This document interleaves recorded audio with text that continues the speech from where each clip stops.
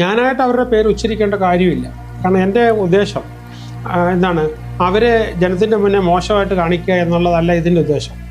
ജനം എന്താണ്, പത്രക്കാരുൾപ്പെടെ ഗവൺമെൻറ്റിലെ ആൾക്കാരുൾപ്പെടെ ഇതിനകത്ത് നടന്നിട്ടുള്ളത് എന്താണെന്നുള്ളത് ജനം അറിയണം. ഡ്യൂറേഷൻ എടുക്കും ഇത് ഫുൾഫിൽ ചെയ്യാൻ? ശരിക്കും പറഞ്ഞു കഴിഞ്ഞാൽ ഈ 4 പേര് അതിനകത്ത് വന്ന് പ്രശ്നം ഉണ്ടാക്കാതിരിക്കുകയും സർക്കാരിൽ നിന്ന് കറക്റ്റ് സമയത്ത്, കാരണം നമ്മളതിനകത്ത് മണ്ണെടുത്തുകൊണ്ട് പോവുകയോ ഒന്നും ചെയ്തിട്ടില്ല, നമ്മൾ എല്ലാം പാലിച്ചാണ് മുന്നോട്ട് പോയത്. സർക്കാരിൻ്റെ ഭാഗത്തുനിന്ന് കറക്റ്റായിട്ട് കിട്ടിക്കഴിഞ്ഞാൽ നമുക്കൊരു 3 വർഷം കൊണ്ട് തന്നെ എല്ലാ വീടുകളും പണിയും തീർന്ന്, ഫ്ലാറ്റും തീർന്ന്, ഹോട്ടൽ പണിയും തീരേണ്ട പ്രോജക്റ്റായിരുന്നു. 2 മിസ്റ്റേക്കാണ് പറ്റിയത്. സർക്കാരിൻ്റെ ഭാഗത്തുനിന്ന് 2 വർഷത്തിൽ കൂടുതലെടുത്തു ഈ പ്രോജക്റ്റിന് നമുക്ക് പെർമിഷൻ തരാനായിട്ട്. അപ്പോൾ വേറെ കാര്യമൊന്നുമില്ല, സർക്കാരിൻ്റെ കേരളത്തിലെ പൊതുവെ ഡിലേ ചെയ്യുന്നു എന്ന് പറയുന്ന ഒരു കാര്യം കൊണ്ടാണ്. ഈ 4 പേര് അവരുടെ ഭയങ്കരമായ ഗ്രീഡ്, അപ്പോൾ ഈ കേരളത്തിൽ അങ്ങനെ ഒരു കുറേ ഇതുണ്ട്, മറ്റുള്ള മനുഷ്യനെ ഇങ്ങനെ പറഞ്ഞും പറ്റിപ്പിച്ചും തർക്കിച്ചും കേസ് കൊടുത്തും ഒക്കെ ആയിട്ട് അനീതിയായിട്ട് എന്താണ് പ്രോപ്പർട്ടി കയറി എടുത്തുകൊണ്ടിരിക്കുന്നതും പൈസ ഉണ്ടാക്കുന്നതുമായിട്ടുള്ള ഒരു സംവിധാനം അവിടെ ഉണ്ട്. ഇത് രാഷ്ട്രീയക്കാരുടെ ആരുടെയും കുറ്റമല്ല, മന്ത്രിസഭയുടെ കുറ്റമല്ല. ഇവിടെ ആദ്യം പറ്റിയെന്ന് പറഞ്ഞാൽ ഇത്രയും ഡിലേ വരാനുള്ള കാര്യം, ഇപ്പോൾ ശരിക്കും പറഞ്ഞാൽ CMൻ്റെ ഓഫീസിൽ നിന്നൊക്കെ വലിയ സപ്പോർട്ടാണ് കിട്ടിക്കൊണ്ടിരുന്നത്, ചീഫ് സെക്രട്ടറിയുടെ ഭാഗത്തുനിന്ന് അങ്ങേയറ്റം സപ്പോർട്ടാണ് കിട്ടിക്കൊണ്ടിരുന്നത്. പക്ഷേ ആ സമയത്ത് പോലും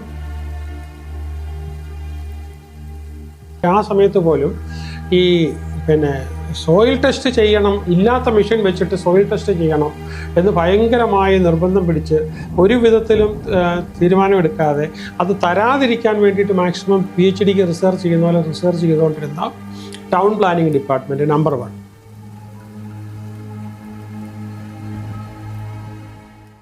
ഈ ഒരു പ്രോജക്റ്റ് ഇപ്പോൾ ഞാൻ എൻ്റെ എക്സ്പീരിയൻസ് എന്നാണ് സാറേ, ദുബൈയിൽ ഒരു മാസം നമ്മളൊരു റൂട്ടിൽ അല്ലെങ്കിൽ ഒരു സൈഡിൽ പോയില്ല എന്ന് വെച്ചു, അവിടെ ഡെവലപ്മെൻറ്റ്സ് നടക്കുന്നുണ്ടെങ്കിൽ പിന്നെ നമ്മൾ അതേ റൂട്ടും അതേ എക്സിറ്റും എടുത്ത് പോകണം, നമ്മൾ എത്തിച്ചേരുന്ന ആ സ്ഥലത്ത് ആയിരിക്കണമെന്നില്ല ഡെവലപ്മെൻറ്റ്സ്, കാരണം അത്ര പെട്ടെന്ന് ഫാസ്റ്റായിട്ട് ഡെവലപ്മെൻറ്റ് കഴിയും. അതെ, ഈ ഒരു റിയൽ ലൈൻ്റെ ഇപ്പോൾ സാറ് കണ്ട ഈ ഒരു ഡ്രീം പ്രോജക്റ്റിന് എത്ര ഡ്യൂറേഷൻ കൊണ്ട് ഒബ്ജക്ഷൻസ് ഒന്നും ഇല്ലായിരുന്നെങ്കിൽ, എല്ലാവരും അനുകൂലമായിരുന്നുവെങ്കിൽ എന്നാ ഡ്യൂറേഷൻ എടുക്കും ഇത് ഫുൾഫിൽ ചെയ്യാൻ? ശരിക്കും പറഞ്ഞു കഴിഞ്ഞാൽ ഈ 4 പേര് അതിനകത്ത് വന്ന് പ്രശ്നം ഉണ്ടാക്കാതിരിക്കുകയും സർക്കാരിൽ നിന്ന് കറക്റ്റ് സമയത്ത്, കാരണം നമ്മളതിനകത്ത് മണ്ണെടുത്തുകൊണ്ട് പോവുകയോ ഒന്നും ചെയ്തിട്ടില്ല, നമ്മൾ എല്ലാം പാലിച്ചാണ് മുന്നോട്ട് പോയത്. സർക്കാരിൻ്റെ ഭാഗത്തുനിന്ന് കറക്റ്റായിട്ട് കിട്ടിക്കഴിഞ്ഞാൽ നമുക്കൊരു 3 വർഷം കൊണ്ട് തന്നെ എല്ലാ വീടുകളും പണിയും തീർന്ന്, ഫ്ലാറ്റും തീർന്ന്, ഹോട്ടൽ പണിയും തീരേണ്ട പ്രോജക്റ്റായിരുന്നു. 2 മിസ്റ്റേക്കാണ് പറ്റിയത്. സർക്കാരിൻ്റെ ഭാഗത്തുനിന്ന് 2 വർഷത്തിൽ കൂടുതലെടുത്തു ഈ പ്രോജക്റ്റിന് നമുക്ക് പെർമിഷൻ തരാനായിട്ട്. അപ്പോൾ വേറെ കാര്യമൊന്നുമില്ല, സർക്കാരിൻ്റെ കേരളത്തിലെ പൊതുവെ ഡിലേ ചെയ്യുന്നു എന്ന് പറയുന്ന ഒരു കാര്യം കൊണ്ടാണ്. രണ്ടാമത്തെ ഇഷ്യൂ എന്ന് പറഞ്ഞു കഴിഞ്ഞാൽ, ഇപ്പോൾ റെറ ഇങ്ങോട്ട് വന്ന് പ്രശ്നം ഉണ്ടാക്കിയതല്ല. ഈ 4 പേര് അവരുടെ ഭയങ്കരമായ ഗ്രീഡ്, അപ്പോൾ ഈ കേരളത്തിൽ അങ്ങനെ ഒരു കുറേ ഇതുണ്ട്, മറ്റുള്ള മനുഷ്യനെ ഇങ്ങനെ പറഞ്ഞും പറ്റിപ്പിച്ചും തർക്കിച്ചും കേസ് കൊടുത്തും ഒക്കെ ആയിട്ട് അനീതിയായിട്ട് എന്താണ് പ്രോപ്പർട്ടി കയറി എടുത്തുകൊണ്ടിരിക്കുന്നതും പൈസ ഉണ്ടാക്കുന്നതുമായിട്ടുള്ള ഒരു സംവിധാനം അവിടെ ഉണ്ട്. ഇത് രാഷ്ട്രീയക്കാരുടെ ആരുടെയും കുറ്റമല്ല, മന്ത്രിസഭയുടെ കുറ്റമല്ല. ഇവിടെ ആദ്യം പറ്റിയെന്ന് പറഞ്ഞാൽ ഇത്രയും ഡിലേ വരാനുള്ള കാര്യം, ഇപ്പോൾ ശരിക്കും പറഞ്ഞാൽ CMൻ്റെ ഓഫീസിൽ നിന്നൊക്കെ വലിയ സപ്പോർട്ടാണ് കിട്ടിക്കൊണ്ടിരുന്നത്, ചീഫ് സെക്രട്ടറിയുടെ ഭാഗത്തുനിന്ന് അങ്ങേയറ്റം സപ്പോർട്ടാണ് കിട്ടിക്കൊണ്ടിരുന്നത്. പക്ഷേ ആ സമയത്ത് പോലും ഈ സോയിൽ ടെസ്റ്റ് ചെയ്യണം, ഇല്ലാത്ത മെഷീൻ വെച്ചിട്ട് സോയിൽ ടെസ്റ്റ് ചെയ്യണം എന്ന് ഭയങ്കരമായി നിർബന്ധം പിടിച്ച് ഒരു വിധത്തിലും തീരുമാനമെടുക്കാതെ അത് തരാതിരിക്കാൻ വേണ്ടിയിട്ട് മാക്സിമം PhDക്ക് റിസർച്ച് ചെയ്യുന്ന പോലെ റിസർച്ച് ചെയ്തുകൊണ്ടിരുന്ന ടൗൺ പ്ലാനിംഗ് ഡിപ്പാർട്ട്മെൻറ്റ് നമ്പർ 1.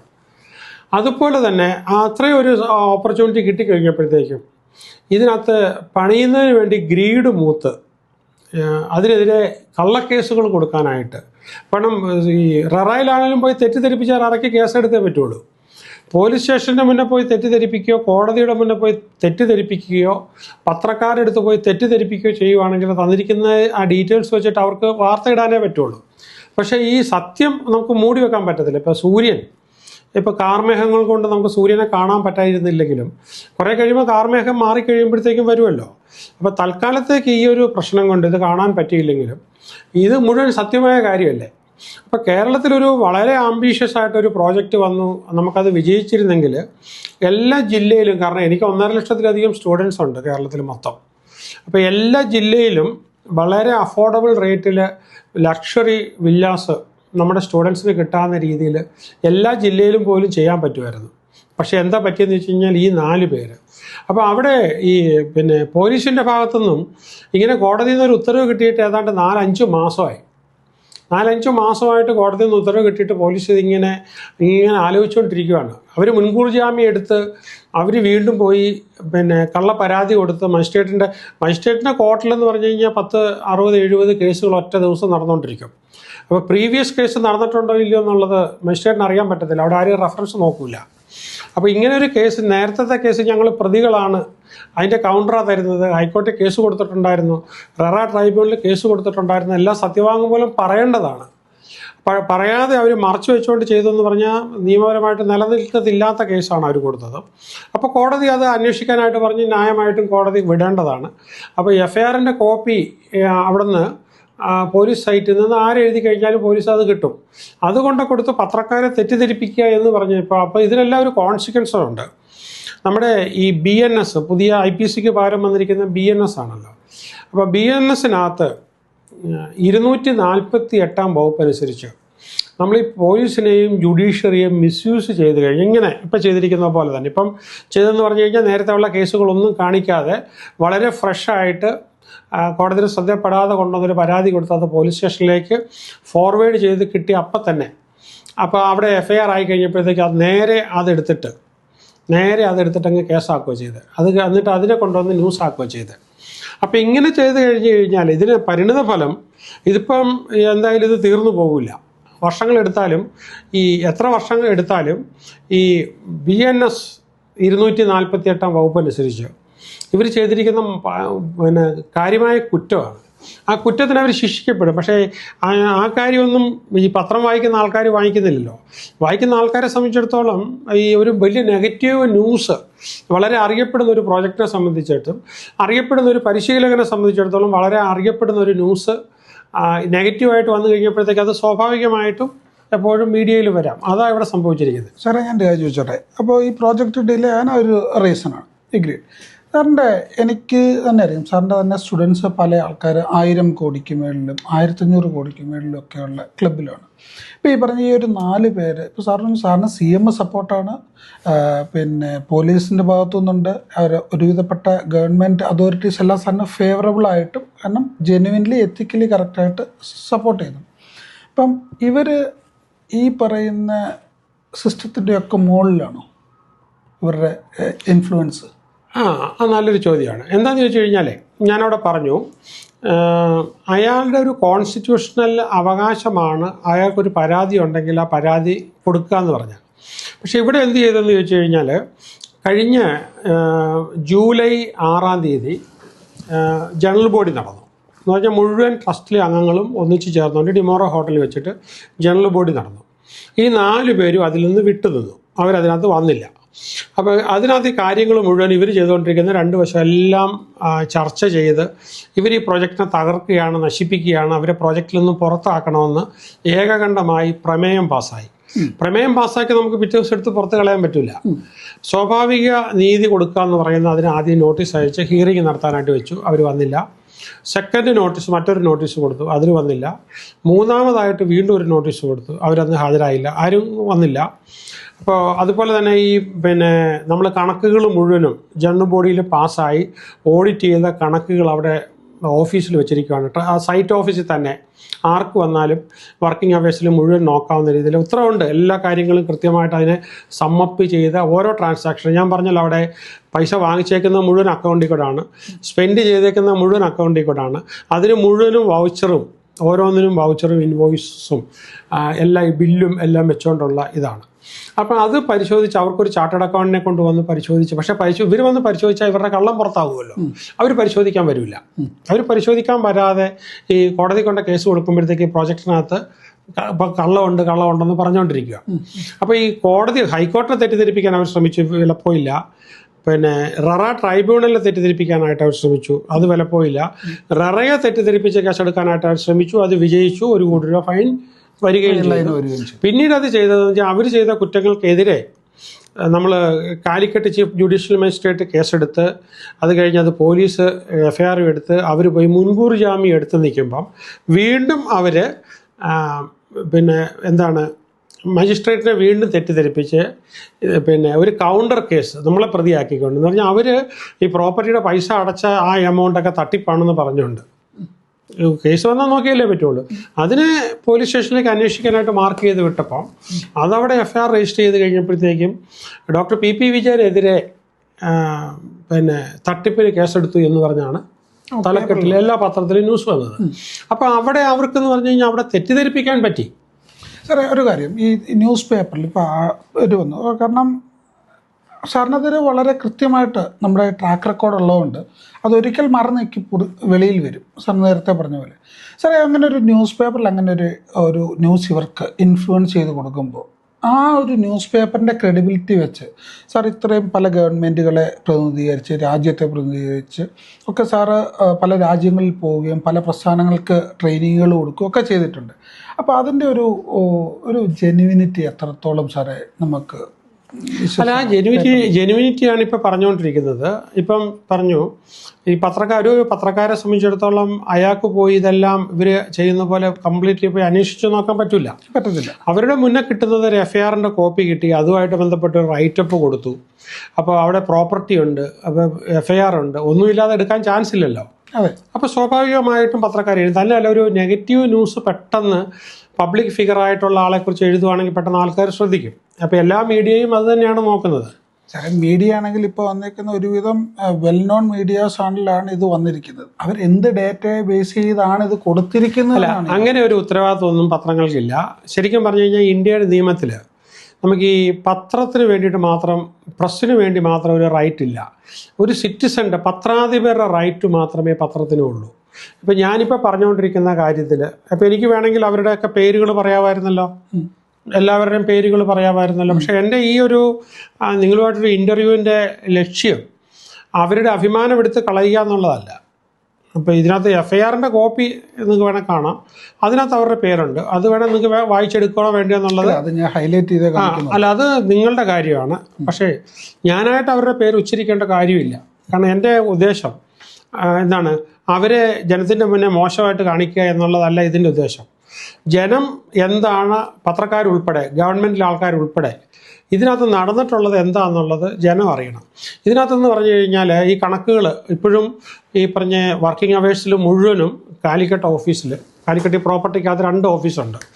ആ പ്രധാന ഓഫീസിനകത്ത് പിന്നെ പ്രത്യേകമായിട്ട് ഈ കണക്കുകളെല്ലാം എഴുതി അതിൻ്റെ സമ്മും എല്ലാം ഉൾപ്പെടെ എത്ര രൂപ സ്വീകരിച്ചു, ആരിൽ തന്നെ എത്ര രൂപ സ്വീകരിച്ചു, എന്തിനൊക്കെ എടുത്ത് ഉപയോഗിച്ചു, അതിൻ്റെ ലിങ്ക് എന്താണ്, കാര്യങ്ങൾ എന്താണ്, അത് ഓഡിറ്റ് ചെയ്തത്, പിന്നെ ഫൈനലി അതിന് ചാർട്ടേഡ് അക്കൗണ്ടൻറ്റ് അതിന് സർട്ടിഫൈ ചെയ്തത്, ഈ കാര്യങ്ങളെല്ലാം അവിടെ വെച്ചേക്കുവാണ്. അതുകൂടാതെ നമുക്കവിടെ വേറെ 2 കമ്പനികളുമുണ്ട്. ഒന്ന് പിന്നെ നമുക്ക് ഈ മലബാർ സിഗ്നേച്ചർ ഇൻ എന്ന് പറയുന്ന ഒരു ഹോട്ടൽ തുടങ്ങാനായിട്ട് തുടങ്ങിയ കമ്പനി. ആ കമ്പനിയും ഈ അവിടെ തന്നെ 2 ഏക്കർ 35 സെൻറ്റ് സ്ഥലം ആ കമ്പനിയുടെ പേരിലുണ്ട്. അതുകൂടാതെ 1 ഏക്കർ 27 സെൻറ്റ് സ്ഥലം അപ്പാർട്ട്മെൻറ്റ് അതിന് വേണ്ടിയിട്ട് അവിടെ ഉണ്ട്. സ്റ്റുഡൻസിന് അപ്പാർട്ട്മെൻറ്റ് തുടങ്ങാനാണ്, എനിക്ക് അപ്പാർട്ട്മെൻറ്റ് തുടങ്ങാനല്ല. അല്ല സാർ, ആ പ്രോജക്റ്റ് എനിക്കറിയാം. അല്ല, അതിനകത്ത് നിങ്ങൾ ഇൻവെസ്റ്ററാണ്. അപ്പോൾ ഈ പ്രോജക്റ്റിനകത്ത് കിട്ടുന്ന പിന്നെ ഈ കിടക്കുന്ന പൈസ, ആ പൈസ അപ്പോൾ ഇവർ പബ്ലിക്കിൽ പറഞ്ഞു നടക്കുന്ന അതിനെ കഴിഞ്ഞും കൂടുതൽ പൈസ വാങ്ങിച്ചു, അതിനകത്ത് ഒത്തിരി പൈസ വാങ്ങിച്ചിട്ടുണ്ട്. ഞാൻ ചോദിക്കുന്നത് ഈ കമ്പനിക്കകത്ത് ഷെയർ ഹോൾഡേഴ്സിനാണത് നോക്കി നടത്തുകയൊക്കെ വേണ്ടത്. ഓക്കെ, അതെ. പിന്നെ ഈ ഹോട്ടലിൽ ഇൻവെസ്റ്റ് ചെയ്തേക്കുന്ന ആൾക്കാർക്കാണ് ആ ഹോട്ടലിൻ്റെ ഇതിനകത്തുള്ളത് നോക്കാനുള്ള അവകാശമുള്ളത്. പുറത്തുനിന്ന് ഇവർക്കാർക്കും ഒരു അവകാശമില്ല. ഇവർ ഇൻഡിപെൻഡൻറ്റ് പ്രോപ്പർട്ടി ബയേഴ്സാണ്. ഹൈലൈറ്റ് പോയിട്ട് അവരുടെ വാല്യൂ ഷീറ്റ് ചോദിക്കാൻ പറ്റുമോ? പക്ഷെ ഇതൊന്നും അല്ല, നമ്മളിവിടെ എല്ലാം വെച്ചേക്കുവാണ്, കംപ്ലീറ്റ്ലി വെച്ചേക്കുവാണ്. പിന്നെ അത് കഴിഞ്ഞ് അതിനപ്പുറം ചെയ്യാവുന്നതാ. ഇപ്പം ഈ പറഞ്ഞ ഈ ഒരു കള്ളപ്പരാതി കൊണ്ടുവന്നതിൻ്റെ മോളിൽ ഇപ്പോൾ ഇവർ കള്ളപ്പരാതി കൊണ്ടുവന്ന് മജിസ്ട്രേറ്റിന് ഒരു പരാതി കൊടുത്തതിന് ശേഷം അത് പോലീസിലേക്ക് വന്നപ്പോൾ അത് വെച്ചുകൊണ്ട് വലിയ ന്യൂസാക്കി. അപ്പോൾ കേരളം മുഴുവനല്ല, ഇപ്പം ഞാൻ വിദേശത്തിരുന്ന് സംസാരിക്കുന്നത്, അപ്പോൾ ഇവിടെ പോലും ഇതിനെക്കുറിച്ച് ഈ പറഞ്ഞ ന്യൂസുകളെല്ലാം വരാനിടയായി. സാറേ, ഞാനിപ്പോൾ ചോദിച്ച ഒരു ക്ലാരിറ്റിക്ക് വേണ്ടിയിട്ട്, ഇപ്പോൾ ഇതിനകത്ത് ഇൻവെസ്റ്റേഴ്സ് ഉണ്ട്, സാറ് പഠിപ്പിച്ച ട്രെയിനേഴ്സ് ഇന്ന് UAE-യിലും കേരളത്തിലൊക്കെ ഏറ്റവും കൂടുതൽ വന്നിട്ട് ട്രെയിനിങ് ഉണ്ട്. അവരും എല്ലാം സാറിൻ്റെ മൂല്യങ്ങൾ ഉയർത്തിപ്പിടിക്കുന്നുണ്ട്. ആ ഒരു സാറിൽ നിന്ന് ഇങ്ങനെ ഒരു മോശമായിട്ടുള്ള ഒരു ന്യൂസ് വരുമ്പോൾ പൊതുജനങ്ങൾക്കും അപ്പുറം സാറിൻ്റെ സ്റ്റുഡൻസിന് ഒരു ക്ലാരിറ്റി കിട്ടണം. ഒന്ന്. രണ്ട്, സാറിൻ്റെ ഇതിലുള്ള ഇൻവെസ്റ്റേഴ്സ്, ബാക്കിയുള്ള ആൾക്കാർക്ക് അവർക്ക് ഒരു ക്ലാരിറ്റി സാറിൻ്റെ ഭാഗത്തുനിന്ന്. രാഹുലെ, നമ്മളൊരു പ്രോജക്റ്റ് നടത്തുമ്പോൾ ഒരു പബ്ലിക് ഫിഗർ, ഇപ്പോൾ എന്നെ പോലൊരു ട്രെയിനറെ സംബന്ധിച്ചിടത്തോളം എനിക്കെതിരെ ഒരു വിവാദം വരുന്നതോ എന്നെ കുറച്ച് വിമർശിക്കുന്നതൊക്കെ നല്ലതാണ്. അതിനകത്ത് തെറ്റൊന്നുമില്ല, ഞാൻ അതിനെ ആ സെൻസിലെടുക്കണം. പക്ഷേ കള്ളം പറഞ്ഞ് വ്യക്തിപരമായിട്ട് വ്യക്തിയുടെ ഇൻറ്റഗ്രിറ്റി ചോദ്യം ചെയ്തുകൊണ്ട് ചെയ്താൽ നമ്മൾ പ്രൂവ് ചെയ്യണം. എപ്പോൾ നമ്മുടെ വ്യക്തിപരമായ ഇൻറ്റഗ്രിറ്റി, അതിനകത്ത് ഇപ്പോൾ ഇൻവെസ്റ്റ് ചെയ്തേക്കുന്ന എല്ലാവർക്കും അവിടുത്തെ കണക്കുകളും വെച്ചിട്ട് 1 രൂപ പോലും എനിക്ക് വ്യക്തിപരമായിട്ട് അവിടെ എടുത്തിട്ടില്ല. പിന്നെ ഇപ്പോൾ ഇവർക്കാണേലും അതിനകത്ത് ഇൻവെസ്റ്റേഴ്സിനാണല്ലോ ചെയ്യാവുന്നതാണ്. അവിടെ വേറെ 2 കമ്പനികൾ കൂടെ ഉണ്ട്. ഹോട്ടലിൻ്റെ കമ്പനിയുണ്ട്, പിന്നെ ഫ്ലാറ്റിന് വേണ്ടി എടുത്തേക്കുന്ന കമ്പനികളുണ്ട്, ഇൻഡിപെൻഡൻറ്റ് കമ്പനികളാണ്. ആ കമ്പനികൾ ഈ എക്സസ് ആയിട്ട് പൈസ വല്ലതും വാങ്ങിച്ചിട്ടുണ്ടെങ്കിൽ ROCയിൽ കേസ് കൊടുക്കാം. ഈ ഗവൺമെൻറ് സംവിധാനം ഭയങ്കര സ്ട്രോങ് ആയിപ്പോൾ. എന്താണെന്ന് ചോദിച്ചു കഴിഞ്ഞാൽ, ഈ കോർപ്പറേറ്റ് രംഗത്ത് നമ്മൾ തിരിമറി കാണിച്ചു കഴിഞ്ഞാൽ, കണക്കിൽ തിരിമറി കാണിച്ചാൽ 10 വർഷം വരെ ജയിൽ കിട്ടും. ഒരാളെ ഏതാണ്ട് കൊല്ലാൻ ശ്രമിക്കുന്നതിന് ഈക്വലൻ്റ് ആയിട്ട് അതിന് തുല്യമായെന്ന് പറഞ്ഞ പോലെയാണ്. 10 വർഷം വരെ, സത്യം കമ്പ്യൂട്ടേഴ്സിൻ്റെ ഒക്കെ നമുക്കറിയാമല്ലോ, 10 വർഷം വരെ ജയിൽ കിട്ടും. അപ്പം ഇത് ശരിക്കും പറഞ്ഞു കഴിഞ്ഞാൽ ROCക്ക് പരാതിപ്പെടാം. അതല്ലെങ്കിൽ അതിൻ്റെ മുകളിൽ പരാതിപ്പെടണമെന്നുണ്ടെങ്കിൽ നമുക്ക് ED ഉണ്ട്. ഇപ്പം അത് ED ആണല്ലോ എല്ലായിടത്തെയും ആൾക്കാർ ശ്രദ്ധാകേന്ദ്രം. അപ്പോൾ EDക്ക് പരാജയപ്പെടുത്താം. ഗൂഗിളിൽ സെർച്ച് ചെയ്താൽ EDയുടെ ഡൽഹി അഡ്രസ്സ് കിട്ടും, കൊച്ചി അഡ്രസ്സ് കിട്ടും. EDക്ക് പരാതിപ്പെടാം, അവർക്ക് വേണേൽ വന്ന് കണക്ക് ചോദിക്കാം. പിന്നെ അതും അല്ലെങ്കിൽ ഈ പറഞ്ഞ സീരിയസ് ഫ്രോഡ് ഇൻവെസ്റ്റിഗേഷൻ ഓഫീസ് എന്ന് പറഞ്ഞിട്ട് ഫിനാൻസ് മിനിസ്ട്രിയുടെ കീഴിലൊരു ഓഫീസുണ്ട്. സിറ്റിസൺസിന് അവിടെ എല്ലാം പരാതി കൊടുക്കാം. അവരെല്ലാം വന്ന് നോക്കിയാലും എന്താണ്, കണക്കാണ്. കാരണം ഈ അപ്പാർട്ട്മെൻറ്റ് വാങ്ങിച്ചേക്കുന്ന കമ്പനികൾക്ക് അന്ന് അപ്പാർട്ട്മെൻറ്റിൻ്റെ കമ്പനിക്ക് വേണ്ടിയിട്ട് വാങ്ങിച്ചിരിക്കുന്ന സ്ഥലത്തിന് അന്ന് പ്രോപ്പർട്ടി വാങ്ങിക്കാൻ കളക്ട് ചെയ്തേക്കുന്ന പൈസ അല്ലാതെ 5 രൂപ പിന്നെ വാങ്ങിച്ചിട്ടില്ല.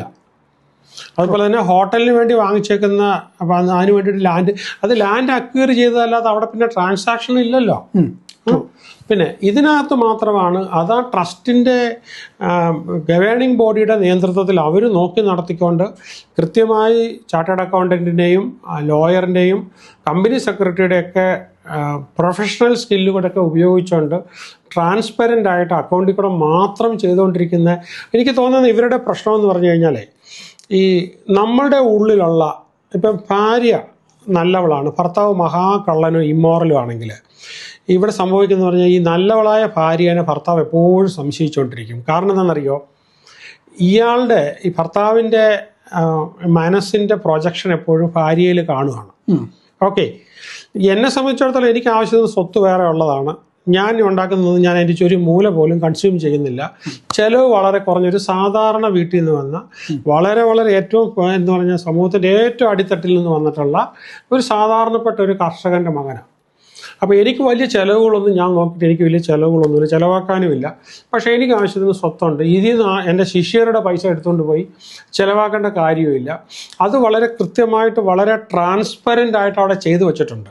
എപ്പോഴും ഏത് ഉദ്യോഗസ്ഥർക്ക്, സർക്കാരിനോ ഏത് തലത്തിലുള്ള ഏത് ജഡ്ജിനോ ആർക്ക് വേണം നോക്കാവുന്ന രീതിയിൽ നമ്മളവിടെ ചെയ്തു വെച്ചേക്കുകയാണ്. അപ്പം അവിടുത്തെ പൊതുപ്രവർത്തകർക്കോ രാഷ്ട്രീയക്കാർക്കോ പത്രപ്രവർത്തകർക്കോ ആർക്ക് വേണമെങ്കിൽ ഒന്ന് നോക്കാവുന്ന രീതിയിൽ കൃത്യമായി കാലിക്കറ്റ് ഓഫീസിൽ ഈ തൊട്ട് മുമ്പിൽ 2025 മാർച്ച് 31 വരെയുള്ള എല്ലാ കണക്കുകളും കൃത്യമായി ഓഡിറ്റ് ചെയ്ത് കംപ്ലീറ്റ് ചെയ്ത് വെച്ചേക്കുകയാണ്. അപ്പോൾ അത് നോക്കിക്കഴിഞ്ഞാൽ മനസ്സിലാവും. പക്ഷേ ഇവർക്ക് ചെയ്യാൻ പറ്റുന്നതെന്ന് പറഞ്ഞാൽ പബ്ലിക്കിൽ ഇങ്ങനെ പറഞ്ഞുകൊണ്ടിരിക്കുമ്പം ആൾക്കാരിങ്ങനെ ഇത്രയല്ലേ ഉണ്ടാവുള്ളൂ. പക്ഷേ പ്രത്യാഘാതം എന്താണ്? ഞാൻ പറഞ്ഞ ഈ 248 വകുപ്പ് അനുസരിച്ച് BNS നമ്മൾ ഈ ഒരു മിഷണറി ഇപ്പം അവർ ഈ സംഭവം വന്നു കഴിഞ്ഞപ്പോൾ ഒരുപാട് പേര് തെറ്റിദ്ധരിച്ചു. ഞാൻ പറഞ്ഞില്ലേ, സൂര്യൻ എങ്ങനെയാണെങ്കിലും കാർമേഘം മാറ്റി പുറത്തേക്ക് വരും. ഇവർ ഒരു 3-4 അവിടുന്ന് പൈസ കട്ട ഒരു 3-4 പേര് തിരിച്ചു പറഞ്ഞു കഴിഞ്ഞാൽ നഷ്ടപ്പെട്ടു പോകുന്ന പോപ്പുലാരിറ്റി എനിക്ക് ഉള്ളെങ്കിൽ പിന്നെ അതങ്ങ് പോട്ടെ. അതാണ് നല്ലത്. അത് നിലനിൽക്കണ്ട. മൂക്കാണ് അത് ഭാരമാണ് നമുക്ക്. എന്തായാലും ഒരു കാര്യമായി ഞാനിപ്പോൾ ഈ പ്രോപ്പർട്ടിയായിട്ട് ബന്ധപ്പെട്ടതാണല്ലോ, ഇല്ലാതെ എന്താണ് മറ്റേ ചിലതിലുണ്ടാകുന്ന പോലെ പീഡന കേസൊന്നും അല്ലല്ലോ. അല്ല സാർ, ഞാൻ പറഞ്ഞത് ഈ സാറിന് ഈ ഒരു ലോയിൽ ഡോക്ടറേറ്റ് സാറിനുണ്ട്. സാറിനൊരു 10-36 വർഷത്തെ ട്രെയിനിങ് ഫീൽഡ് എക്സ്പീരിയൻസ് ഉണ്ട്, കോർപ്പറേറ്റ് വേൾഡിലുണ്ട്. അപ്പോൾ സാറേ ഈ ഒരു ഹ്യൂമൻ സൈക്കോളജി വെച്ച് ഇവിടെ എന്താണ് സാറേ ആ ഒരു പെർസ്പെക്റ്റീവിൽ നമുക്ക് കാണാൻ കഴിയുന്നത്? ഇവിടുത്തെ അതിനകത്ത് ഈ ഇപ്പോൾ ഈ അതിനകത്ത് ഈ ഒന്നാമത്തെ പ്രതി ഞാൻ പറഞ്ഞു, അയാളെക്കുറിച്ച് ഒരുപാട് ഇൻവെസ്റ്റിഗേഷൻ നടത്തിയപ്പോഴത്തേക്കും അയാളുടെ ബേസിക് ക്വാളിഫിക്കേഷൻ എന്ന് പറഞ്ഞു കഴിഞ്ഞാൽ SSLC ആണ്. അത് കഴിഞ്ഞ് എന്തെങ്കിലുമൊക്കെ ടെക്നിക്കലായിട്ടുള്ള കാര്യങ്ങൾ പഠിച്ചിട്ടേ ഉണ്ടാവുള്ളൂ. നമ്മൾ എല്ലാ സാധനം ചായഞ്ഞെടുത്താലും അതിൻ്റെ ഇൻവെസ്റ്റിഗേഷൻ ആളെ വെച്ച് തന്നെ എടുത്തു. രണ്ടാമത്തെ പ്രതിയുണ്ട്, അയാളുടെ ഒരു നാർസിസ്റ്റിക് പേഴ്സണാലിറ്റി ഡിസോർഡറാണ്. അത് ടോട്ടലി ഡിസോർഡറിൻ്റെ ആളാണ്. അവിടെ കോഴിക്കോട് ഒരു വലിയ ക്ലാസ് നടന്നുകൊണ്ടിരിക്കുക. എല്ലാവരും ഫീസ് അടച്ച്, അതിനകത്ത് ജുഡീഷ്യൽ ഓഫീസേഴ്സും ഉണ്ട്, ജഡ്ജസ് ആയിട്ടുള്ള അവർ പോലും ഫീസ് അടച്ച് ക്ലാസ് അറ്റൻഡ് ചെയ്തുകൊണ്ടിരിക്കുന്ന ആ ക്ലാസ്സിൽ കയറി അവരാരും ആൾക്കാരെ പരിചയപ്പെടുത്തിയിട്ടല്ല, അവർ പോലും ഇരിക്കുന്ന ക്ലാസ്സിൽ വന്നിട്ട് ഇയാളെ ക്ലാസ് നടത്താതിരിക്കാൻ തടസ്സപ്പെട്ട്, റെക്കോർഡിങ് നടന്നുകൊണ്ടിരിക്കുക, തടസ്സപ്പെടുത്തി എന്നെ ഒരുപാട് ചീത്തയും വിളിച്ച് ക്ലാസ് മൊത്തം അലങ്കോലപ്പെടുത്തി. പോലീസ് വന്നതിന് ശേഷമാണ്, അയാളെ നീക്കം ചെയ്തതിന് ശേഷമാണ് ക്ലാസ് കണ്ടിന്യൂ ചെയ്യാൻ പറ്റിയത്. ഞാനത് വലിയ പ്രകോപനപരമായിട്ടൊന്നും എടുത്തില്ല. ഞാനതിനെ അയാളുടെ ഒരു ഡിസോർഡർ ഇവിടെ പ്രകടിപ്പിച്ചു എന്ന് മാത്രമേ ഞാൻ എടുത്തുള്ളൂ.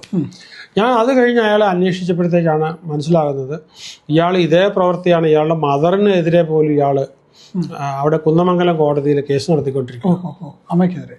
സ്വന്തം അമ്മയ്ക്കെതിരെ പോലും, ഞാൻ പേര് പറയാതെയാണ് പറയുന്നത്, ആവശ്യമുള്ളവർ കണ്ടുപിടിച്ചോട്ടെ. പക്ഷേ അയാളുടെ അമ്മയ്ക്കെതിരെ പോലും കുന്നമംഗലം കോടതിയിൽ ഇപ്പോഴും ട്രയൽ നടന്നുകൊണ്ടിരിക്കുകയാണ്. അപ്പോൾ അയാൾ ഈ പറഞ്ഞ ഈ നാർസിസ്റ്റിക് പേഴ്സണാലിറ്റി ഡിസോർഡർ ഉള്ള ആൾക്കാരെ സംബന്ധിച്ച് ഏറ്റവും സെൽഫ് ലവ് ആണ്. ഈ കമ്പാഷൻ എന്ന് പറഞ്ഞൊരു സാധനം ഇല്ല. അപ്പം ഒരു ദേഷ്യം ഉണ്ടായിക്കഴിഞ്ഞാൽ ഏത് വിധം അയാളെ തകർക്കണം, ഏതൊരു ഭ്രാന്തി പിടിച്ച രീതിയിലായിരിക്കും നടക്കുന്നത്. അവർ മാനിപ്പുലേറ്റ് ചെയ്യും, സത്യം പിന്നെ പറയത്തേ ഇല്ല. അപ്പോൾ ആ കേസിൻ്റെ നമുക്കിപ്പോൾ ഈ കോർട്ട് ഉള്ളതുകൊണ്ട് എന്ത് കേസ് എവിടെ നിന്ന് വേണമെങ്കിലും എടുക്കാം. അപ്പോൾ ആ കേസിൻ്റെ FIR ഉൾപ്പെടെ മൊഴികൾ ഉൾപ്പെടെ എല്ലാം ഞാൻ എടുത്ത് നോക്കിയപ്പോഴത്തേക്ക് അത് കാണുന്നത് സഹിക്കില്ല കേട്ടോ. എന്നോട് ചെയ്തതിൻ്റെയൊക്കെ ഒരു 100 ഇരട്ടിയാണ്. അതായത് ഇദ്ദേഹത്തിൻ്റെ കുടുംബവഴക്കം ഉണ്ടായതാണ്. വീട്ടിൽ നിന്ന് ഫർണിച്ചർ എടുത്തുകൊണ്ട് പോകാൻ ഏതാണ്ട് ഒരു തർക്കം ഉണ്ടായപ്പോഴത്തേക്കും അതിൻ്റെ പേരിൽ ഒന്നോ തള്ള ഏതാണ്ട് ഉണ്ടായതാണ്. ബലമായിട്ട് ഇയാൾ എടുത്തുകൊണ്ട് പോകാനായിട്ട് ശ്രമിച്ചു. അപ്പോൾ അവർ തടയും ഏതാണ്ട് ചെയ്തു. പക്ഷെ അതിൻ്റെ പേരിൽ കൊടുത്തേക്കുന്ന കേസെന്ന് പറഞ്ഞു കഴിഞ്ഞാൽ ഇയാളുടെ ഭാര്യ ഔദ്യോഗികമായിട്ട് കേരള ഗവൺമെൻറ്റിലൊരു നല്ല ജോലി ചെയ്യുന്ന ആളാണ്. പക്ഷെ അവരുടെ തുണി വലിച്ചു പറിച്ചു എന്നും തുണി കീറിയെന്നും അവരെ സ്ത്രീകളോട് ചെയ്യാവുന്ന ഏറ്റവും അപമാനകരമായ കാര്യം ചെയ്തു എന്നും അതിൽ പ്രതി ഈ പ്രതിയുടെ ബ്രദർ, ഈ പ്രതിയുടെ സിസ്റ്ററുടെ ഭർത്താവ്, അമ്മയ്ക്കൊക്കെ എതിരെ ഘോരമായിട്ട് അവിടെ ഈ ആഴ്ചയുടെ വിസ്താരം നടന്നുകൊണ്ടിരിക്കുകയായിരുന്നു. അപ്പം എൻ്റെ ശിഷ്യന്മാരായിട്ട് അവിടെ 3-4 വക്കീലുമാരുണ്ട്.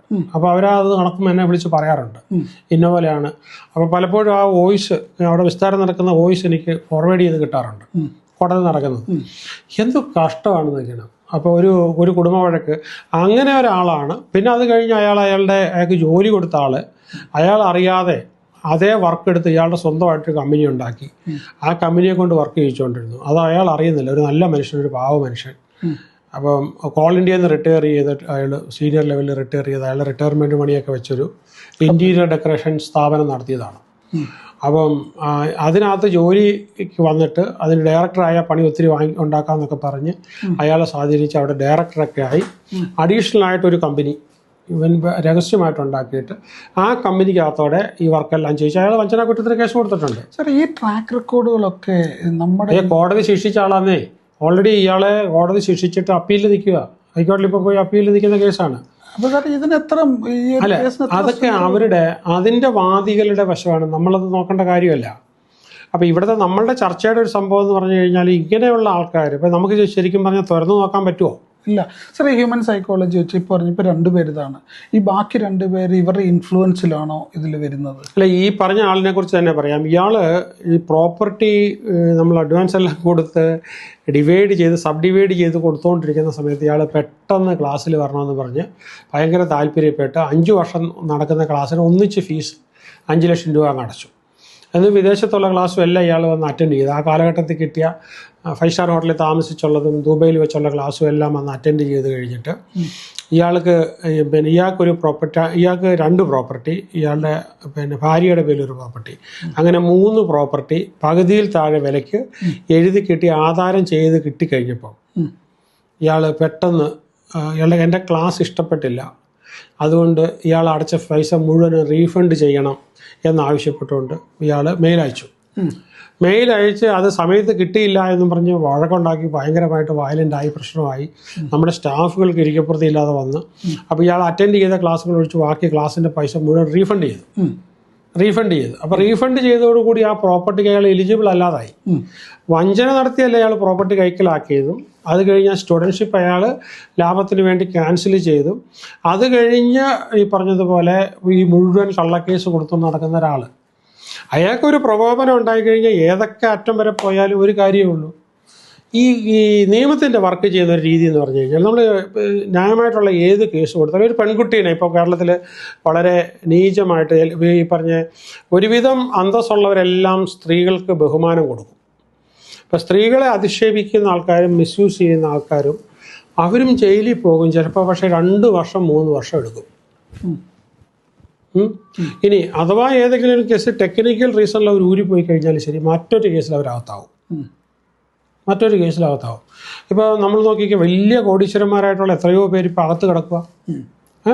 നമ്മൾ തൃശ്ശൂർ ഒരു സെക്യൂരിറ്റിക്കാരനെ ഇടിച്ചു കൊന്ന കേസിൽ 10,000-5,000 കോടിയുടെ സ്വത്തുള്ള ആളാണ് ജയിലിൽ കിടക്കുകയല്ലേ. അയാളുടെ സ്വത്തിന് എന്താ പ്രയോജനമുള്ളത്? ഇപ്പം ഞാൻ ചോദിക്കുന്നത്, നമ്മളൊരു ബേസിക് എത്തിക്സ് ഉണ്ട്. എൻ്റെ സ്റ്റുഡൻസിനാണ് അവിടെ പ്രോപ്പർട്ടി കൊടുത്തിട്ടുള്ളത്. അവരിൽ നിന്ന് 1 രൂപ പോലും എൻ്റെ ഭക്ഷണത്തിൽ പോകാതിരിക്കുക എന്ന് പറഞ്ഞ് എൻ്റെ എത്തിക്സ്. പക്ഷേ ആ മൊത്തത്തിൽ അവരെ പറ്റിച്ച് കാശെടുക്കുക, അതിൽ കൂടെ ലാഭം ഉണ്ടാക്കുക എന്ന് പറയുന്നത് ഈ പ്രതികളുടെ എത്തിക്സ്. ഓക്കെ, പക്ഷേ ഇങ്ങനെ എത്തിക്സ് കാണിക്കുമ്പോഴത്തേക്ക് എനിക്ക് ഇവരോട് വിട്ടുവീഴ്ച ചെയ്യാൻ പറ്റത്തില്ല. സാറിന് ഇതിൽ സാറിൻ്റെ ഈ ഒരു 4 പേര് വെച്ചുള്ള ബാക്കി സാറിൻ്റെ സ്റ്റുഡൻസ് ആയിട്ടുള്ള അല്ലെങ്കിൽ സാറിൻ്റെ പാർട്ട്നേഴ്സായിട്ട് ഈ ഒരു ഇതിൽ വരുന്നത് അവരുടെ തോട്ട് പ്രോസസ്സ് എന്താണ്? ഇതിനകത്ത് ഇവർ ഇടയ്ക്കിടയ്ക്ക് പറഞ്ഞിട്ട് ഇവർ പറയുന്നതിനകത്തെങ്ങാനും വല്ലതും ഉണ്ടോ എന്ന് ചോദിച്ച് സംശയിച്ച് നിൽക്കുന്ന ഒരു 1-2 പേര് കാണുമായിരിക്കും. ബാക്കി എല്ലാവരും സാധാരണ നല്ല സ്വഭാവമുള്ള മനുഷ്യരും അവരർഹിക്കുന്ന പ്രോപ്പർട്ടിയാണ് അവർക്ക് കിട്ടിയിട്ടുള്ളത്. അവരാണ് ശരിക്കും പറഞ്ഞു കഴിഞ്ഞാൽ എന്നെ അതുമായിട്ട് ബന്ധപ്പെട്ടതെല്ലാം നോക്കുന്നത്. ശരിക്കും പറഞ്ഞു കഴിഞ്ഞാൽ അവിടുത്തെ ഒരു ഈ പറഞ്ഞ ഒരു ഇൻവെസ്റ്റർ തന്നെയാണ്, ട്രസ്റ്റി ആയിട്ട് അയാൾ തന്നെയാണ് ഇപ്പോൾ അവിടെ നിന്ന് പ്രമോദം എന്ന് പറയും. അയാളാണ് പ്രോപ്പർട്ടി മൊത്തം നോക്കിക്കൊണ്ടിരിക്കുന്നത്. കാരണം ഇപ്പോൾ എൻ്റെ 1.5 ലക്ഷം ആൾക്കാരെ സാറിൻ്റെ സ്റ്റുഡൻസ് ആയിട്ടുണ്ട്. സാർ ഇപ്പോൾ ഇങ്ങനെ ഒരു പ്രോജക്റ്റ് വെച്ചപ്പോൾ ഇത് ആദ്യമായിട്ടുള്ളൊരു പ്രോജക്റ്റാണ് സാറ് മുന്നോട്ട് വെച്ചത്. അതിൽ ഇപ്പം എത്ര പേര് ആക്റ്റീവായിട്ട് സാറിൻ്റെ അടുത്ത് ഇതിനോട് ഇനിഷ്യേറ്റീവാണ്, ഇൻട്രസ്റ്റഡ് ആയിട്ട് നിൽക്കുന്നുണ്ട് സാറേ? ശരിക്കും പറഞ്ഞു കഴിഞ്ഞാൽ എൻ്റെ ഒരു ധർമ്മം എന്ന് പറഞ്ഞു കഴിഞ്ഞാൽ പഠിപ്പിക്കുക എന്നുള്ളതല്ലേ. ഈ പ്രോപ്പർട്ടി കച്ചവടം എന്ന് പറഞ്ഞാൽ എൻ്റെ ഒരു ധർമ്മമല്ല. ഞാൻ എന്തുകൊണ്ട് ഇതിന് പോയി എന്ന് ചോദിച്ചു കഴിഞ്ഞാൽ, ഈ പ്രോപ്പർട്ടി കച്ചവടം ചെയ്യണമെന്ന് വിചാരിച്ച ആൾക്കാർ ഇറങ്ങി അവരുടെ ഒരുപാട് പൈസ നഷ്ടപ്പെടുന്നു. സാറേ, ഇതിൽ എനിക്കറിയാവുന്നൊരു കാര്യം ആഡ് ചെയ്യുന്നു. ഈ പ്രോപ്പർട്ടി എഴുതുന്നതിന് മുമ്പ്, ഈ പ്രോപ്പർട്ടി സാറ് കൈ കൊടുക്കുന്നതിന് തൊട്ട് മുമ്പ് ഇതിൻ്റെ ഡബിൾ പ്രൈസിന് സാറിന് ഓഫർ കിട്ടിയിട്ടുണ്ട്. ഇത് റിയൽ ലൈനോ ഇതൊന്നും വരാതെ അന്നേരം തന്നെ പേഴ്സണലി എനിക്കറിയാതെ അതിൽ നിന്ന് എനിക്കത് എത്രത്തോളം സാറിൻ്റെ ഉദ്ദേശശുദ്ധി ഇതെനിക്ക് മനസ്സിലായി. സാർ ഈ മുന്നോട്ട് സാറിൻ്റെ സ്റ്റുഡൻസിന് അത് എത്രത്തോളം സാറേ ക്ലാരിറ്റി ഉണ്ട്? രാഹുലെ, ഈ ഒരു 3-4 പേര് വന്ന് ഒരു പ്രശ്നം ഉണ്ടാക്കിയപ്പോഴത്തേക്കും ഇത് നിർത്തിപ്പോകേണ്ട കാര്യമോ മതിയാക്കി പോകേണ്ട കാര്യമോ തടസ്സം ഉണ്ടാക്കാം, കുറച്ച് തടസ്സം ഉണ്ടാക്കാം. ഞാൻ ചോദിക്കട്ടെ, ഏതെങ്കിലും സിനിമ ഹിറ്റാകണമെന്നുണ്ടെങ്കിൽ വില്ലൻ വേണമല്ലോ. അപ്പോൾ ഞാൻ അങ്ങനെ എടുത്തിട്ടുള്ളൂ. ഈ 4 പേര് അവരെന്തെല്ലാം ചെയ്താലും അവരുടെ കഴിവിൻ്റെ പരമാവധി അവരെന്ത് വേണമെങ്കിലും ചെയ്തോട്ടെ. എന്നെ ഇനി അവർ ശാരീരികമായിട്ട് ഇല്ലാതാക്കിയാൽ പോലും ഈ പ്രോജക്റ്റ് സ്റ്റോപ്പ് ചെയ്യാൻ ആരെക്കൊണ്ടും സാധ്യമല്ല. പ്രൊജക്റ്റ് അങ്ങനെ തന്നെ നടക്കും. കുറച്ച് ഡിലേ ചോദിക്കട്ടെ. ഡിലേ എന്ന് പറഞ്ഞാൽ അത് പൂട്ടിയിട്ടാൽ നമുക്കെന്താ, പ്രോപ്പർട്ടിയുടെ വില കയറിക്കൊണ്ടിരിക്കുകയല്ലേ. ഇൻവെസ്റ്റ് ചെയ്ത ആൾക്കാരെ സംബന്ധിച്ചിടത്തോളം നല്ല വലിയ റോഡുകളുണ്ട്, ജലാശയങ്ങളുണ്ട്, ബാക്കി സൗകര്യങ്ങളുണ്ട്. നിലവിലുണ്ടായിരുന്ന കേസുകളെല്ലാം മാറിക്കൊണ്ടിരിക്കുന്നു. പിന്നെ ഒരു കാര്യം എന്ന് പറഞ്ഞു കഴിഞ്ഞാൽ, ഈ എല്ലാവർക്കും ഇതുപോലെ രംഗത്തിറങ്ങി വയലൻ്റ് ആകാൻ പറ്റൂലല്ലോ. ഞാൻ ചോദിക്കട്ടെ, കേരളത്തിൽ എത്രയോ നല്ല ആൾക്കാർക്കെതിരെ വെറുതെ കോടതിയിൽ കേസുകൾ വരുന്നുണ്ട്. സാർ, ഇതുപോലെ നല്ലൊരു പ്രോജക്റ്റിന് ഇന്നത്തെ കാലഘട്ടത്തിൽ ഇൻഫ്ലുവൻസേഴ്സ് നല്ല രീതിയിൽ മാർക്കറ്റ് ചെയ്യുക, സപ്പോർട്ട് ചെയ്യുക ഒക്കെ ഉണ്ട്. ഇതിനെ സാറിന് എത്രത്തോളം സപ്പോർട്ട് കിട്ടിയിട്ടുണ്ട് സാറിൻ്റെ? അല്ല, ഇതിനകത്ത് വേറൊരു കാര്യം, ഇൻഫ്ലുവൻസേഴ്സിൻ്റെ സപ്പോർട്ട് നമ്മൾ എടുക്കാതിരുന്നതിന് കാരണം ഇപ്പോഴും ഈ പറയുമ്പോഴും ഈ പ്രോപ്പർട്ടി ആർക്കെങ്കിലും ഒരു പ്ലോട്ട് കൊടുക്കാനുള്ള ഒരു സോളിസിറ്റേഷൻ എൻ്റെ ഭാഗത്തുനിന്നില്ല. ആരും അതിനകത്തൊന്നും വാങ്ങരുതെന്നാണ് എനിക്ക് പറയാനുള്ളത്. കാരണം എന്താ വെച്ചാൽ വാങ്ങാൻ വിൽക്കാൻ നമ്മൾ ഉദ്ദേശിച്ചിട്ടില്ല, വിൽപ്പനയില്ല. കാരണം ഇത് ഓരോരുത്തർക്ക് കൊടുത്തു. അപ്പോൾ അവർ സ്വന്തമായിട്ട് വീട് വെച്ച് താമസിക്കുകയോ അവർക്ക് വേണേൽ വിൽക്കാം. പക്ഷേ ഈ റിയലൈൻ എന്ന് പറഞ്ഞ കമ്പനിക്ക് വിൽക്കേണ്ട ആവശ്യമില്ല, നമ്മൾ വിൽപ്പനയ്ക്കില്ല. അതായത് നിലവിലുള്ള പാർട്ട്നേഴ്സുള്ള ആൾക്കാർ അവർക്ക് വേണമെങ്കിലും മറിച്ച് വിൽക്കുകയോ വീടുണ്ടാക്കി വീട് വെച്ചതിന് ശേഷം കൊടുക്കുകയോ ചെയ്യാം. പക്ഷേ ഈ പ്രോജക്റ്റ് ഈ 4 പേര് പോയത് കൊണ്ട്, പക്ഷേ ഒരു കാര്യം ഞാൻ പറയാം, ഈ 4 പേര് ഇങ്ങനെ തിരിഞ്ഞു നിന്നു. നമ്മളൊരു ദുബൈയിലൊക്കെയാണ് ഇവർ അപ്പം തന്നെ പിടിച്ച് അകത്തിടും, തടസ്സം അപ്പം തന്നെ നീക്കിക്കളയും. ഇതിപ്പം ഗവൺമെൻറ്റൊക്കെ വളരെ സ്ലോ പോളിസി എടുത്തതുകൊണ്ട് ഇത് കുറച്ച് നാളത്തേക്കൊക്കെ തടഞ്ഞൊക്കെ കിടന്നു. പക്ഷേ അൾട്ടിമേറ്റ്ലി പ്രോപ്പർട്ടി ഇവർക്ക് വാരിക്കൊണ്ട് പോകാൻ പറ്റില്ലല്ലോ. പക്ഷെ ഒരു കാര്യം ശരിയാണ്, ഇവർ ചെയ്ത കാര്യങ്ങളൊന്നും ഒരു കാരണവശാലും നീങ്ങിപ്പോകില്ല. അതിനെല്ലാം കൃത്യമായി എവിഡൻസ് ഉള്ളതാണ്. നമുക്ക് ഈ പ്രോജക്റ്റിന് മൊത്തമായിട്ട് 20 കോടി രൂപ മിനിമം നഷ്ടം വന്നിട്ടുണ്ട് ഇവരുടെ ഇടപെടൽ കാരണം. അപ്പോൾ അതുകൊണ്ട് ആ പൈസ മുഴുവനും അവരുടെ സ്ഥാവര ജംഗമ വസ്തുക്കളിൽ നിന്നും നമുക്ക് ഈടാക്കേണ്ടതായിട്ട് വരും. ഇപ്പോൾ വന്ന ന്യൂസ് ആണെങ്കിലും ശരി, അതെല്ലാം ഉണ്ടാക്കിയിട്ടുള്ള ഡാമേജിൻ്റെ കോസ്റ്റ് നമ്മളല്ല വഹിക്കുന്നത്. എന്നാന്ന് ചോദിച്ചു കഴിഞ്ഞാൽ ഇങ്ങനത്തെ ഒരു കേസ് നേരിടാനായിട്ട് എന്നെപ്പോലെ ഒരാൾക്കേ പറ്റത്തുള്ളൂ. സത്യം. എനിക്ക് ഈ പറഞ്ഞ പോലെ പിന്നെ അവിടുത്തെ മജിസ്ട്രേറ്റ് കോർട്ടോ മുനിസിപ്പൽ കോടതിയോ ജില്ലാ കോടതിയോ ഹൈക്കോർട്ടോ സുപ്രീം കോർട്ടോ ഒന്നും എനിക്ക് അകലെയല്ല. ഞാനും ഹൈക്കോടതിയിലെ ഒരു അഡ്വക്കേറ്റാണ്. എനിക്ക് പിന്നെ ഈ ഇതിലേക്ക് പോകുക എന്ന് പറഞ്ഞു കഴിഞ്ഞാൽ കോടതി പോകുമ്പോഴത്തേക്കും എനിക്കൊരു ബുദ്ധിമുട്ടോ പ്രയാസങ്ങളോ ഒന്നും ഉള്ള ആളല്ല. എത്രയോ കേസുകൾ കോടതി നടന്നുകൊണ്ടിരിക്കുന്നതാണ്. അപ്പോൾ എൻ്റെ കുടുംബത്തിലുള്ള എല്ലാവരും തന്നെ വക്കീലന്മാരാണ്. അപ്പോൾ നമുക്ക് ഈ ഒരു ഇത് വന്നു എന്ന് പറയുന്നത് നമുക്കെതിരെ. പക്ഷേ ഒരു കാര്യമാണ്, ഒരു ജഡ്ജിനെതിരെ സുപ്രീം കോർട്ട് ചീഫ് ജസ്റ്റിസിനെതിരെ ഇടയ്ക്ക് കേസ് വന്നില്ലേ? എത്രയോ ഹൈക്കോടതി ജഡ്ജസിനെതിരെ കേസ് വരുന്നുണ്ട്, എത്രയോ നല്ല പോലീസുകാർക്കെതിരെ കേസ് വരുന്നുണ്ട്, മുഖ്യമന്ത്രിക്കെതിരെ കേസ് വരുന്നുണ്ട്. അപ്പം ഈ കേസ് വന്നു എന്നുള്ളതല്ല, ഇപ്പോൾ ഇതിൻ്റെ ഒരു ഉദ്ദേശം എന്ന് പറഞ്ഞാൽ ജനങ്ങളുടെ തെറ്റിദ്ധാരണയുണ്ടെങ്കിൽ ആ തെറ്റിദ്ധാരണ മാറ്റുക എന്നുള്ളത് മാത്രമേ ഉള്ളൂ. ഇപ്പോൾ എൻ്റെ വാല്യൂ ആണ് എൻ്റെ സ്റ്റുഡൻസിൽ നിന്നും 1 രൂപ പോലും അവരിൽ നിന്ന് ലാഭമെടുത്ത് എൻ്റെ ഭക്ഷണത്തിൽ പോകരുത്. അവരുടെ ലാഭം എനിക്ക് വേണ്ട. അത് എൻ്റെ തീരുമാനമാണ്. പിന്നെ അവർ ചെയ്തു, അവർ ഇൻവെസ്റ്റ് ചെയ്തു, അവരെ പിന്നെ വേണ്ട സഹായങ്ങൾ ചെയ്യുക, അവരതിൽ വളരുക, പിന്നെ അതൊരു പാഠമാകുക. കാരണം ഇതൊരു നല്ല മോഡലാണ്. ഞാൻ ഇതിനോടുകൂടി തന്നെ ഈ ആദ്യം തന്നെ എഴുതിയ എഗ്രിമെൻറ്റുകളിൽ പോലും അവിടെ ഒരു സീനിയർ ലീവിങ് റിസോർട്ട് കൊണ്ടുവരാൻ ഞാൻ ആഗ്രഹിച്ചു. അതുമായിട്ട് മുന്നോട്ട് പോവുകയാണ്. എനിക്കും സീനിയർ ലീവിങ് ആകുകയാണല്ലോ. ഞാനും ഈ പറഞ്ഞ പോലെ സീനിയർ ലീവിങ്ങിലേക്ക് പോകേണ്ട ആളാണ്. അപ്പം ഇതിൻ്റെ ഭാഗമായിട്ട് ഞാൻ പറഞ്ഞത് ഈ പിന്നെ ഈ പട്ടിക്ക് ഭ്രാന്ത് പിടിച്ചാൽ എന്താ ചെയ്യുക? നമ്മളെല്ലാം ചെയ്യുന്ന അറിയാം. വീട്ടിലൊരാൾക്ക് ഭ്രാന്ത് പിടിച്ചാൽ എന്താ ചെയ്യുക? ചാണക്യൻ പറയുന്നുണ്ട്, ഒരു പിന്നെ നാടിൻ്റെ രക്ഷയ്ക്ക് വേണ്ടി ഒരാളെ വേണമെങ്കിൽ വേണ്ടാന്ന് വെക്കാം, ഒരു രാജ്യത്തിൻ്റെ രക്ഷയ്ക്ക് വേണ്ടി വേണമെങ്കിൽ ഒരു നാടിനെ വേണ്ടാന്ന് വെക്കാം. അപ്പം എന്ന് പറഞ്ഞതുപോലെ ഇവരെ സംബന്ധിച്ചിടത്തോളം ഇവർ അർഹിക്കുന്ന നിയമത്തിൽ ഇവർ അർഹിക്കുന്ന കേസ് ഒരിക്കലും തീർന്നു പോകില്ല, ഒത്തുതീർപ്പ് വരില്ല. ഒത്തുതീർപ്പ് എങ്ങനെ വരാനാ പറ്റുന്നത്? കാരണം ചെയ്തേക്കുന്ന മുഴുവൻ അവരല്ലേ. ഈ ഡാമേജസ് എല്ലാം റിക്കവർ ചെയ്യും. വർഷങ്ങൾ എത്ര 10-20 വർഷങ്ങൾ പോയാലും ശരി. ഇതിനകത്ത് ഇവരെ പോലെ തന്നെ ബഹളം ഉണ്ടാക്കുന്നില്ലെങ്കിലും കലിപ്പുള്ള ഒത്തിരി പേര് വേറെ ഉണ്ടല്ലോ. അവർ വിട്ടുകൊടുക്കില്ല. ഞാനിപ്പോൾ നാളെ ഇല്ല എന്നുണ്ടെങ്കിൽ അവർ വിട്ടുകൊടുക്കില്ല. ഈ പറഞ്ഞ ചിലവുകൾ എല്ലാം ഇവരിൽ നിന്ന് ഇപ്പം തന്നെ നമ്മുടെ ഈ ട്രസ്റ്റിൻ്റെ പേരിലുള്ള പ്രോപ്പർട്ടിക്ക് ഒരു 30 കോടി രൂപ ഒരു ഫെയർ വാല്യുവേഷനിൽ അസറ്റ് വരും. കാരണം 5 ഏക്കർ പ്രോപ്പർട്ടി അതിനകത്ത് കിടക്കുമല്ലേ. കാരണം ഞാൻ ഇതിൻ്റെ കൂട്ടത്തിൽ എൻ്റെ ആ വ്യൂ ഞാനിത് നമ്മൾ ഇത് പ്രേക്ഷകർക്ക് വേണ്ടി കാണിക്കുന്നുണ്ട്. കാരണം അന്നേരം ഒരുപാട് താങ്ക്സ്. ഞാൻ നിങ്ങൾക്ക് എല്ലാവർക്കും പറയാൻ ആഗ്രഹിക്കുന്ന ഒരു കാര്യം, ഇങ്ങനൊരു ന്യൂസ് ഞാനും എൻ്റെ ശ്രദ്ധയിൽപ്പെട്ടു.